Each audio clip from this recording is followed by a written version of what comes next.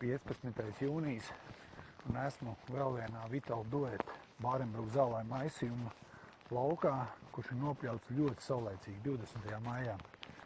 Un šis ir tāds ļoti interesants zālāju maisījuma lauks, ja tā varētu teikt.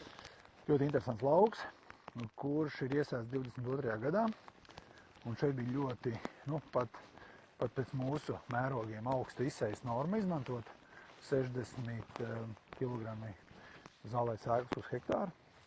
Nevajag baidīties no tās izsejas normas, tas nenozīmē, ka tur ir tik daudz sēklu, jo sēklas ir lielas un beigās sēklu skaita ziņā uz 1 kvadrātmetru tas ir tikpat vai pat mazāk bieži vien nekā citiem zālāju maisījumiem ar 30-35 kg izsejas norma. Bet ne par to šoreiz. Tas, kas te ir interesanti, ka šeit arī zālājs ir izvārpojis. Ja? Stiebru zāles ir izvārpojuši masveidā. Un tagad mana hipotēze par to, ka zālē var nopļaut arī pārāk agri, diemžēl tomēr ir apstiprinājusies. Jo mēs tad esam apskatījušies šodien vairākus laukus, un visos laukos, kuros ir izvārpojuši stiebru zāles, visi tie lauki ir pļauti nedēļu agrāk nekā tā paša zālāju maisījuma lauka nedēļu vēlāk. Tā kā tomēr laikam ir tā, ka var nopļaut zālāju arī par agru. Un pēc tam mēs varam saskaties ar šitādu problēmu.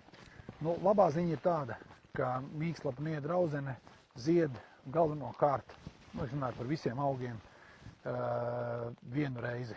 Ja? Pēc nopļaušanas viņa vairs neziedēs. Vai ziedēs ļoti maz eksemplāri no mīkslapniedra audzenes. Tas, kas var ziedēt atkārtoti, tā ir airene. Šeit ik pa brīdim var redzēt arī, tagad, protams, nav, to atradīšu. Pat kamolzāli atradu vienā eksemplārā uz visu lauku, bet tā airene vēl neredz. Vispār ne bez grūtībām, bet beidzot arī atradu. Tā, airene, tagad te viņi ir vairāk, ja? Tad airene var iziedēt vairāk kārt.